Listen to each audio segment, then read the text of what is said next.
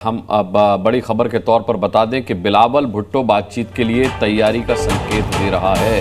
भारत के जवाब से किस तरीके से बिलावल बिलबिलाए हैं, ये बयान उनका इस बात का सबूत है। उन्होंने कहा है कि भाई तनाव को कम करने के लिए पाकिस्तान बातचीत के लिए तैयार है, तनाव कम करने में मदद करे भारत। राजकिशोर जी, सवाल ये है कि पाकिस्तान को जिस तरीके से मुंह की खानी पड़ रही है, रोज़ रात को जिस तरीके से वो हम पर अटैक की नाकाम कोशिश करता है और उसके बाद जिस तरीके से हमारी सेना रिटेलिएट करती है और वहाँ जाकर के उसको मुंह तोड़ जवाब देती है, अब आपको लगता है कि पाकिस्तान घुटने पर आया है? हालांकि इतिहास देखें तो ऐसा करके वो कई बार चालाकी भी करता है।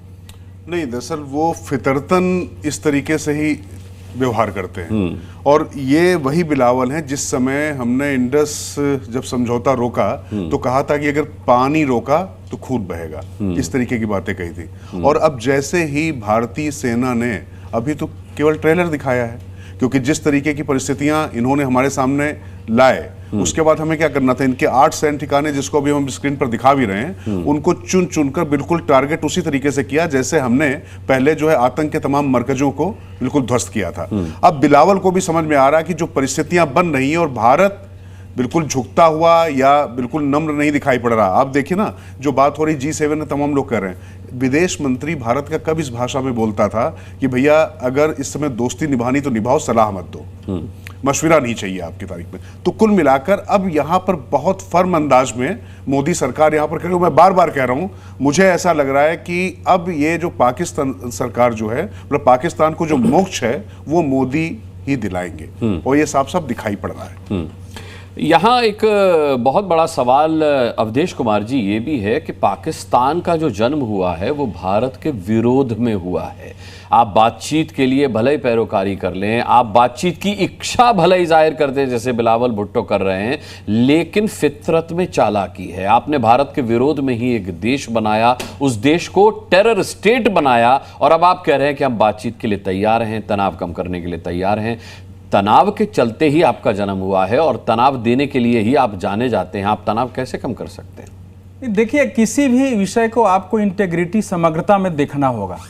ये जितने प्रश्न उठाए हैं ना, सब प्रश्न एक दूसरे से जुड़े हुए हैं और उसका भी उत्तर उसी में है। इसलिए मैं शॉर्ट में थोड़ा थोड़ा में, अब जैसे पहला आया कि भारत ने कहा कि एक्ट ऑफ वार माना जाएगा, तो उसके एक व्यापक अर्थ भी है, क्योंकि पाकिस्तान के रक्षा मंत्री ने कहा कि हम अब लगता है भारत के साथ युद्ध का ऐलान करना ही पड़ेगा, हम करेंगे युद्ध। तो क्या उसका रिप्लाई है कि आपके ऐलान से पहले हम भी कर सकते हैं? सेकंड, जो हम केवल बोलते हैं और आपकी करनी में, कर्तृत्व में नहीं दिखता है तो उसका कोई अर्थ नहीं होता है। चूंकि भारत ने आतंकवाद के विरुद्ध कार्रवाई में सीमा पार किया है, मारा है, तो ये एक शुरुआत करके बताया है कि अभी इसकी एक शुरुआत हमने कर दी है। थर्ड, क्या इसी को भारत एक्ट ऑफ वार मान के चल रहा है जो हुआ है? तो अभी ये क्लियर नहीं होता है। तो जब हम इस मानसिकता में आ जाते हैं ना, तो शांति वहां नहीं चलता है।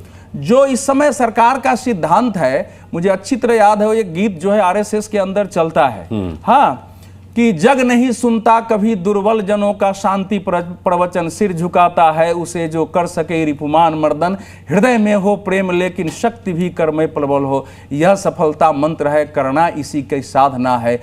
हम चले थे विश्व भर को शांति का संदेश देने, किंतु जिसको बंधु समझा आ गया वह प्राण लेने। तो इतना अगर विवेक जग गया है ना, तो उसके बाद वो देश वो शांति उनको करते रहना है। वो क्या कर सकते हैं? उनकी अपनी एक भाषा बोल दी है। इस समय जो मेरी समझ में आ रही है कि इस समय 1971 का शिमला नहीं होने वाला है। इस समय आपको 1965 का ताशकंद नहीं होने वाला कि आओ शांति स्थापित करो, हम बात करा देते हैं, और न 1948-49 का यूनाइटेड नेशन होने वाला है। तो जो कुछ भी होगा इसके परे होगा, क्योंकि यह बदला हुआ देश है, उसने एक निर्णय लिया है। लेकिन किसी भी प्राप्ति के लिए आपको उसका मूल्य चुकाना पड़ता है। यह नहीं हो सकता है कि हम बिना मूल्य चुकाए प्राप्त के। जो आपका प्रश्न है, पाकिस्तान केवल शत्रु देश नहीं है।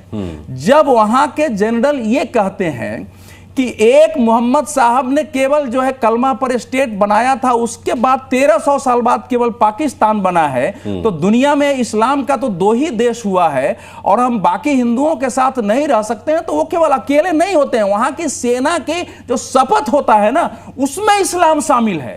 तो हम लोग जो मूल्यांकन करते हैं अपने अनुसार करते हैं कि इस्लाम जो उस रूप में मानता है ना, उसका मिलिट्रिज्म एक पार्ट है, बगैर सैनिक के उसका विस्तार, उसका जीवन, उसकी रक्षा, वहां नेशन स्टेट का वैसा कोई कंसेप्ट होता नहीं है। हालांकि इस समय इस्लामिक मुल्क भी बदल रहे हैं, लेकिन पाकिस्तान बदला है।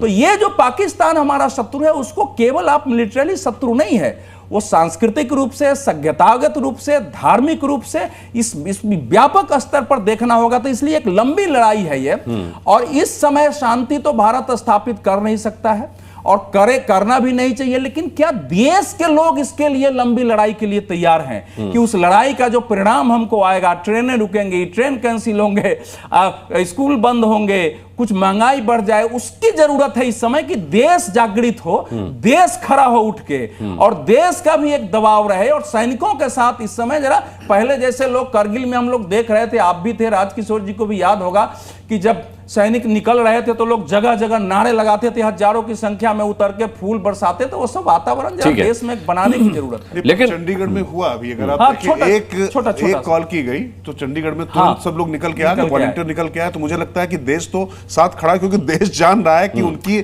शील्ड जो खड़ी हुई है ये बड़ी अभेद है, और इस अभेद स्टील के साथ हमें खड़ा होना पड़ेगा। लेकिन युद्ध में जाने के क्या नुकसान होते हैं, कितने नुकसान होते हैं, प्रोफेसर जुनैद हारिस, ये तो पाकिस्तान की चिंता ज्यादा होनी चाहिए, क्योंकि हम उसके देश का हाल जानते हैं। किस तरीके से भीख के कटोरे पर पाकिस्तान निर्भर है, किस तरीके से IMF के चंदे पर पाकिस्तान निर्भर है। तो ये तो पाकिस्तान को चिंता ज्यादा होनी चाहिए कि अगर मैं टेररिज्म बंद नहीं करूंगा, अगर मैं आतंकियों को पालना बंद नहीं करूंगा, तो भारत के हमले भी बंद नहीं होंगे। और अब तो बिल्कुल नहीं होंगे, क्योंकि हमने कह दिया है कि एक्ट ऑफ टेररिज्म को हम एक्ट ऑफ वॉर ट्रीट करेंगे।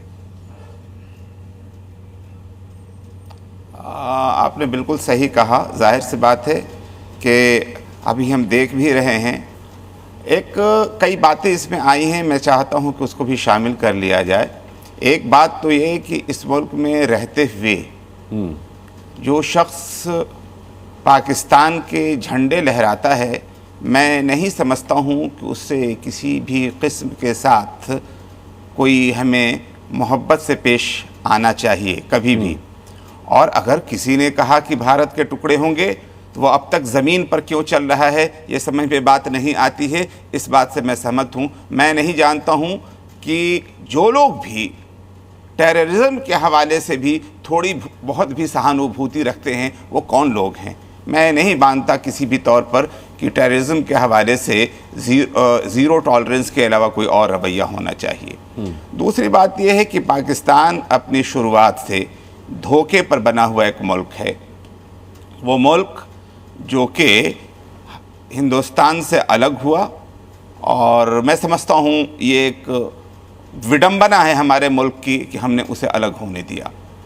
लेकिन जिस नाम पर अलग हुआ था, उससे बड़ा धोखा और कोई कुछ नहीं हो सकता है। मन गश्शा फलैसा मिन्ना, वो धोखे पर पूरा का पूरा मबनी, पूरी की पूरी सोसाइटी, पूरा का पूरा मुल्क है। आप देखेंगे कि उसके बनाने वालों में भी इस्लाम के कम से कम जानकार लोग नहीं थे। मोहम्मद अली जिन्ना को हम इस्लाम का जानकार नहीं कह सकते।